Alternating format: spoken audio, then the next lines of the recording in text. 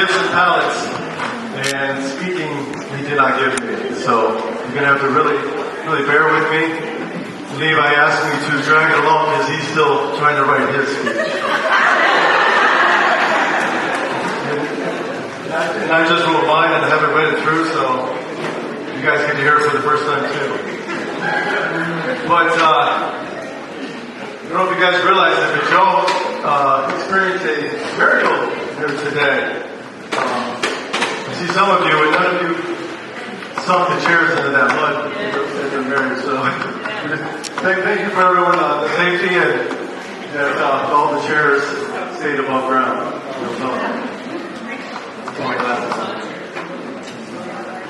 I just want to welcome everyone.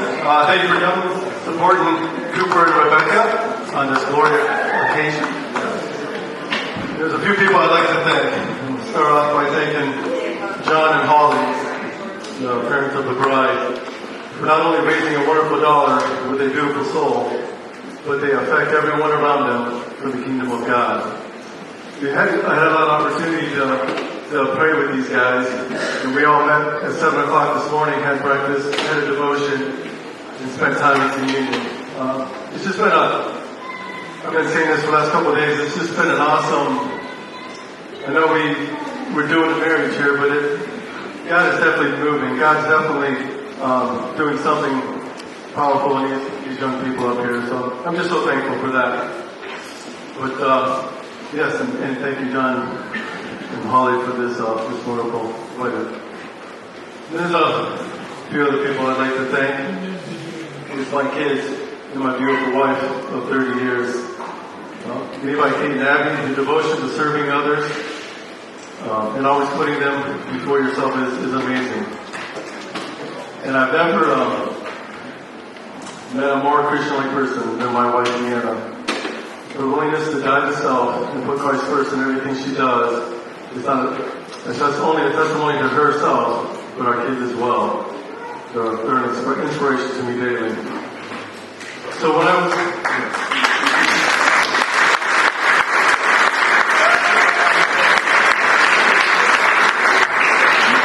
I don't know if I said this.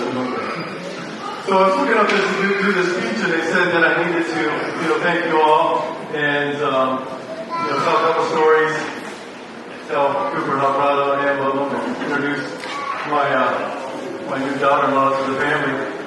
And I was just thinking of stories I could share, and all I can think of is near-death. It's funny because I talked to Cooper last night, so he's like, stories, they're all about death or near-death. I'm like, exactly. That's kind of who he was, and that might go along. So I guess I'll start back when he was just barely walking, I'd say a year and a half ago, or a year and a half old. We lived at Pierpoint on Route 7, real close to the road, and I parked my truck and equipment on the other side of the road, and I was working one day over there, and then Cooper decided to come visit me. And all I heard was just tires screeching. I look up and there's Cooper in the middle of the road. So I'm trying to run out there, I trip in the ditch, roll out into the road, kind of embrace him, and we're looking up, and the car is like right there. It was just super scary. I'm getting ahead of myself. But, it was super scary. So I guess I have three stories and three thoughts. And the first thought of that is, when you find yourself out in the middle of the road, know that God is there and He'll help you find your way. Then my second story is, he was a little bit older. We were riding four-wheelers down on Anderson Road, and he's out in front of me. He's taking off, and he's looking back at me like, yeah, I'm beating you, Dad. I'm way ahead of you. And I'm like, you need to be looking forward. And he drifted off the road and was in the ditch, hit a culvert, and he did this perfect Superman flying right over, just missing a telephone pole, landing into some sapling trees, and it brought him down, draped over the barbed wire fence. So my thought on that is, Don't spend so much time looking back. Keep your eyes out in front of you and looking for the future. And then, I guess it was a few years ago, Cooper decided to go out to Arizona and hang out with the Discos. Thank you for coming from all the way from Arizona. But the start of that, I think he left December 31st, went to Atlanta, went to a youth conference by himself, and then left, spent a couple days there, left, and went out to Arizona. So Levi and I had a chance to go out and visit him, and decided to go up to Utah to Bryan Head ski resort, and then we popped down to Mount Zion. I was hiking. So I got to tell a little story about Cooper, or Levi, with the skiing. It kind of has to do with Cooper. So we get to the top of the mountain. Cooper takes off like he's skiing at Peak and Peak. Yeah, he snowboarded. Levi and I were skiing. And I see him go off this cliff. And I knew he had wiped out, so I'm coming up and I'm basically sliding down the hill trying to get to him. Where Levi was, I wasn't sure, but here he comes. Flying off the cliff, right over us. Coming down. Which I think he was going to be okay. He was out of control.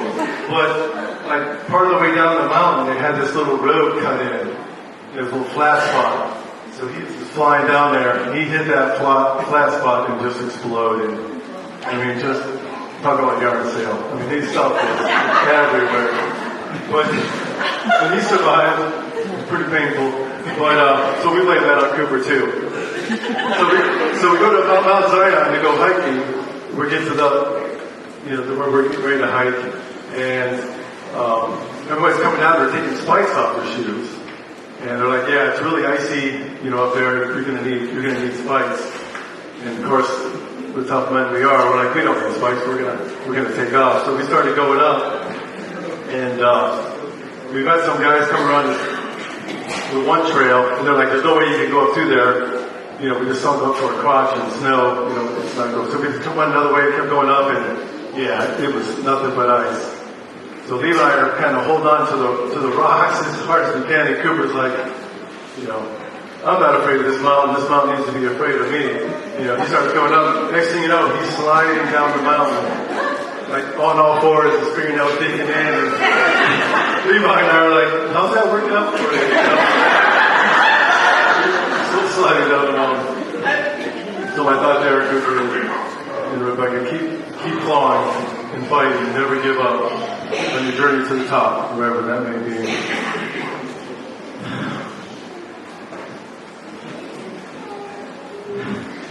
So I know Cooper, it's been a real tough time with you lately, with everything going on in your plate, with working full time, trying to remodel your home, and planning this wedding.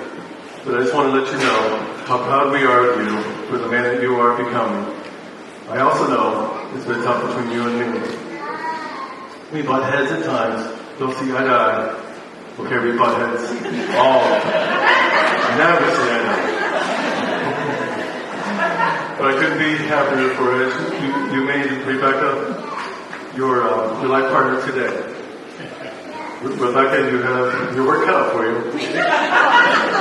You truly are a blessing. So Rebecca, I love the way you look at Cooper and always wanting to be by his side. I remember the time that you came over and Cooper had been cutting wood, and you come up and you're like, "Oh, I want to help. What are you doing?" So she literally jumped on his back. So he's got Rebecca on his back. He's walking around picking up the wood, taking it to the board, and he's just walking around there just chatting. It's like she was just going for a piggyback ride. And then recently, when you brought the lawnmower down, it was mowing your guys' lawn, and it was time to go. And so Cooper was gonna move the lawnmower around behind the shed. He couldn't get it started, so Rebecca came up there and gave him a hand.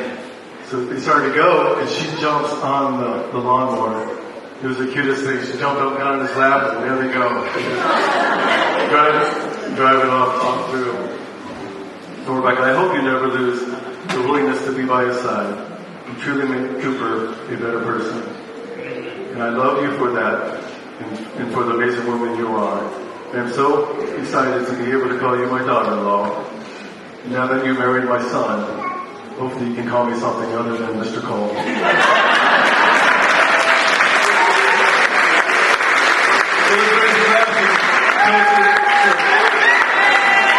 Well, thanks to everybody for just coming out, and we've had kind of a tumultuous day here, as you know. We're in the monsoon season in Ohio. It's about, 4 hours ago or something. So, really appreciate everybody's help and just pitching in, getting this done. Really, really excited to see it come together. That was their dream, to have the outdoor wedding at the ranch. So, pretty good to work that out. So going into this is my first speech as a father of the bride. So I tried to extract some information from my wife and other people of what you're supposed to put in these speeches, and I didn't get much. So I was kind of getting down to the wire, and I decided I better come up with something, and I thought it was supposed to be like instructional / encouraging. And then my wife said, as we're at dinner, it's just supposed to be funny stories about Rebecca. So I thought about just starting over, but I don't trust myself to put something together. So you're going to get the 2 pages that I wrote down. And if it's not the right thing for a wedding speech, I'll try on the next one. So.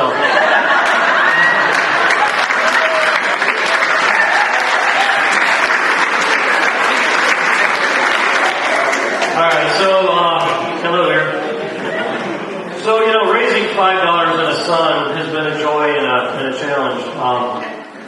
Rebecca kind of kicked it off. She's our oldest. So, she started it out, and in the course of the years, I've had to hold and admire countless baby dolls. I drank gallons of pretend tea from tiny cups and saucers.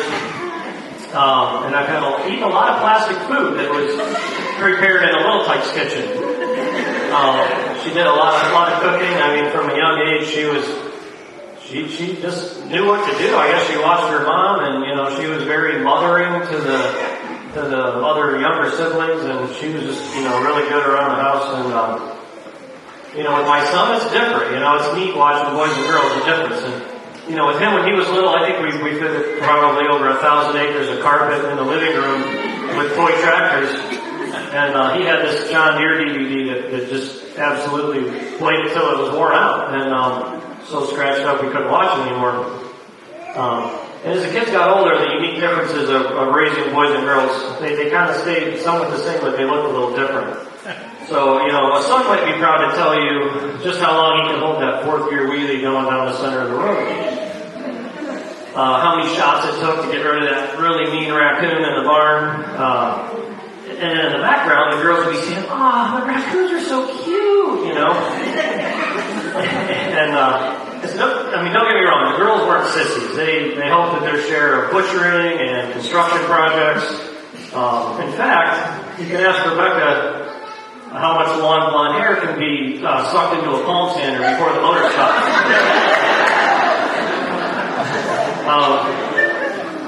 So as the girls became teens, bathrooms and mirrors took on this new importance. Makeup accoutrements and various hair modification devices that they just crisscrossed the bathroom counter everywhere. And they were usually left on because you're always in a hurry to get out the door, so why not, leave them on? But we didn't burn the house down. And with that, I became a fashion consultant of sorts. So I was vastly underqualified, but it didn't keep them from asking which purse went with which nail color, which dress went with whatever shoes. And I would do my best. Sometimes I would revert to things like, I don't know, what's your favorite? Or go ask your sister, because sometimes I would feel bad if I was giving bad advice because I just didn't know any better. But I find out those differences for a reason, and I'll get to that in a minute. But first, let me say a word about Cooper. You see, as girls become young ladies, people begin to take notice, and I got a lot of advice, like you're going to have to beat the boys off with a stick, and you better make sure you're cleaning a gun when the boys come around, stuff like that. So I was ready for a frontal assault, but it didn't come. So Cooper employed this subtle, indirect approach. I was told things like, he's just a friend from church, or he's just coming to ride four-wheelers with John Michael. Now, I know Cooper has plenty of family and cousins, because I helped set up all the tables at church. But yet, he always seemed to need Rebecca as his companion or his helper. I didn't really know why they had to hang out so much. I guess I was just being naive, but then I realized that she was helping with things like going fishing or going out to watch the sunset together. Or some truck bed picnics, I think you brought up earlier. So by the time I realized what was happening, it was too late. We had an extra guest at the table frequently, and no amount of gun cleaning was going to change that. But as a dad who loves his daughter, I'm honestly thrilled to say she couldn't have done any better. I admire Cooper as a hard-working, fun-loving, loyal young man of God with a caring, sensitive side. What dad wouldn't want that for his little girl? Now, as you two sit in front of me as husband and wife, I'll give you this advice. The differences of raising boys and girls that I spoke about earlier, I'll come back to. God created men and women to complement each other, but fulfill very different roles that He uniquely equips us for. Although this may look different from marriage to marriage, I believe the man is wired to be not only a protector and a provider, but a spiritual leader who demonstrates his love for his bride and his family through selfless acts of sacrifice. Even when the culture or the buddies at work tell you that life's about gratifying your own wants and wishes. I believe the woman is gifted to love, nurture, and support her husband and family in a way that can never be duplicated by anything else. Sometimes the world will have us believe that marriage is just a transactional partnership of two people coming together in hopes that the other will fulfill their wishes and expectations. And we see sometimes that doesn't work out. But the scriptures teach that there is so much more than that. Marriage is a union of sacrificial and unconditional love at the deepest level. So as you two begin your new life together, remember to put down roots as a new family. You're not just an extension of the Coles or the Dawsons, but you're a new family unit. Show each other some grace. When there's dirty socks around the floor, or her long hair clogs up the sink, Cooper, love her, cherish her, and listen to her heart. Rebecca, support him, honor him, and show him respect as the man God put in your life. As the years go on and a family may come, don't forget to still date each other and keep your relationship fun. When trials and troubles come, and they will, support each other in prayer and keep the Lord in the center of your marriage. He will guide you through. Rebecca and Cooper, I'm proud of you both and honored to welcome another son to the family. Super thankful that all of you are here today. It was quite an experience. Standing next to my brother, just looking out and seeing so many people who displayed such an important role as family and friends and people from different states and just work and church, and it's definitely something that I'll remember just for the rest of my life, and I just really thank all of you who chose to partake in the celebration for this day. Kind of like my dad said, when Cooper asked me to be his best man, which I don't like to assume things. So I would have been okay, but I am definitely honored that he asked me to stand next to him, and then I'm like, I really want to get this speech right. And so just knowing months in advance really helped. But this week, then it reminded me that I had to do it. That's when the pressure started. And then the week before, that was the week, and then, just got done with it. So,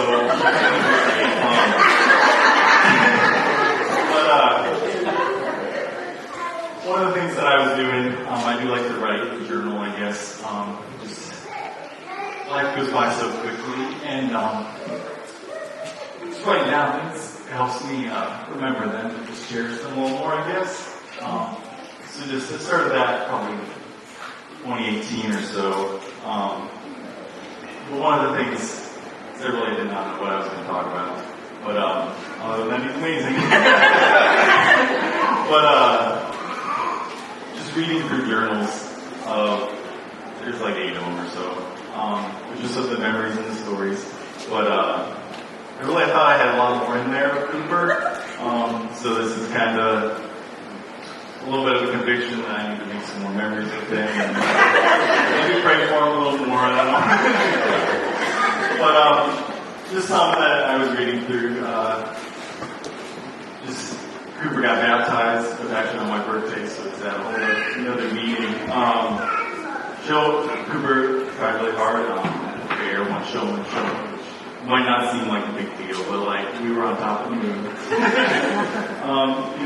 When he was a senior, which a few years ago, I guess, just being able to take senior photos and having that time with him. Hiking mountains is always one of my favorite things. He's not my favorite hiking partner, but he can come along.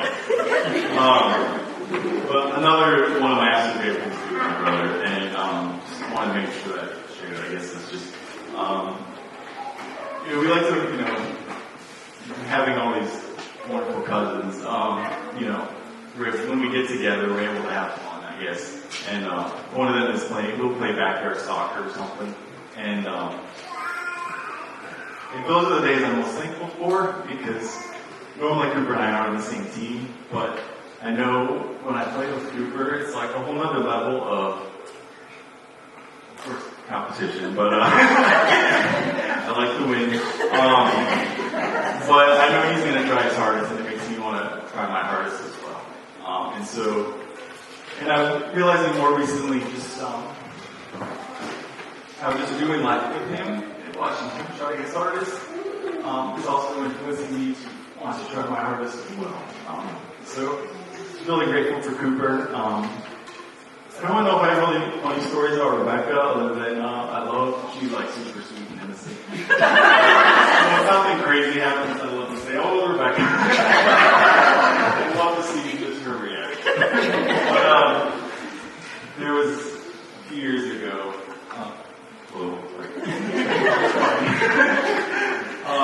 This is after we hiked the mountain actually inside National Park.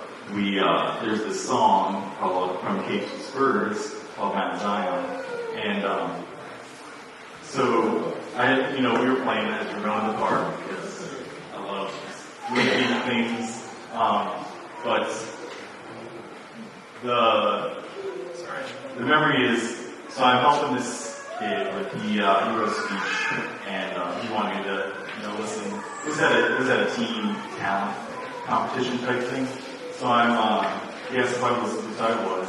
We were in this classroom. Next thing you know, I just start hearing this music, and I'm like, I know that song, and it's like one of my favorite songs, just because of now, of course it is.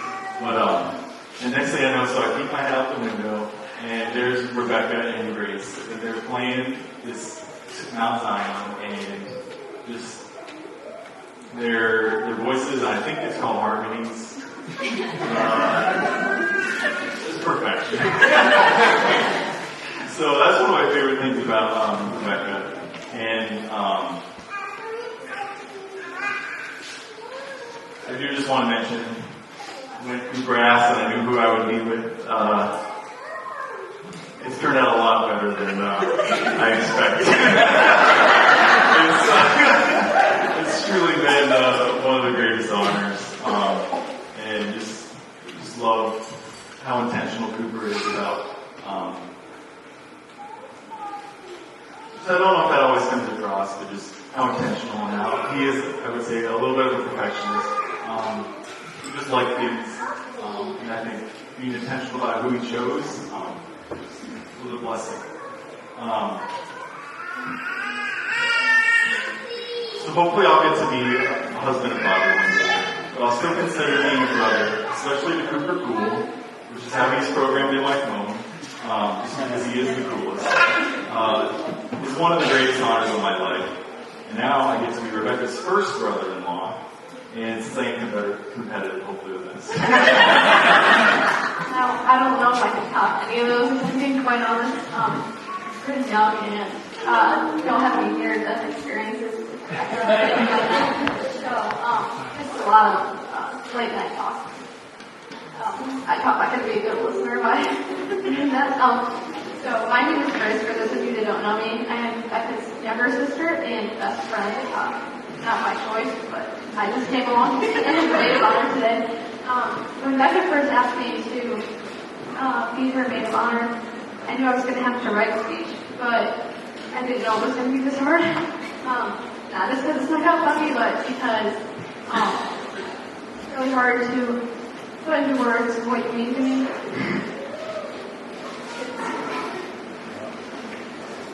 And you've always been my best friend. Again, not because you chose it, I was just here. You haven't left. You have Cooper, you still haven't left. And you've always been there for me. And it's really hard to describe what friendship is when you share a room for 10 years and last name for 17. So to give that up is kind of difficult. But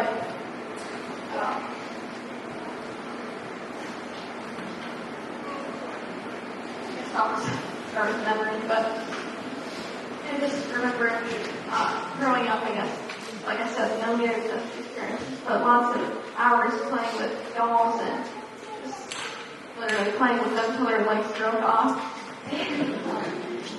Tea parties and playing mom and dad.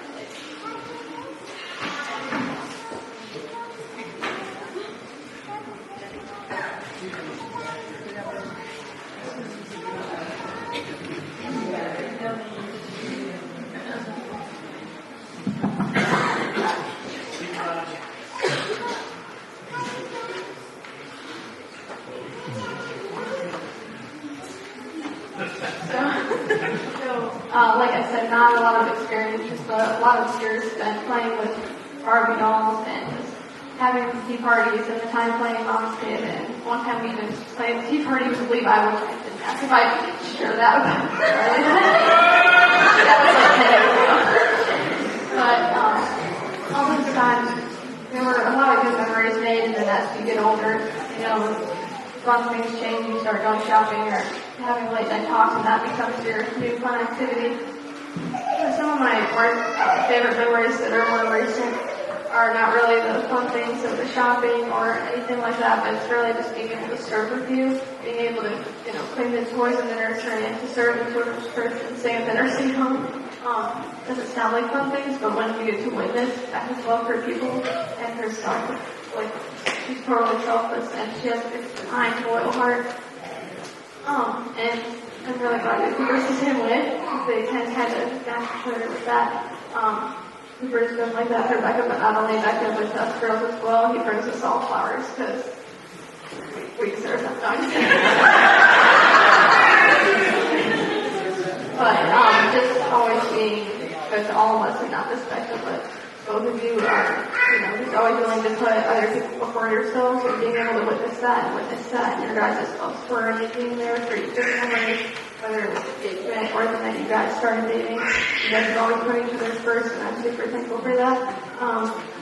And I just want to say that I hope you enjoy all the late talks and all the things that the longer distance they have, their last name and sharing a room. And just, I hope that you enjoy that as much as I did growing up with Becca, and that you would take the role as seriously as I did as being her best friend.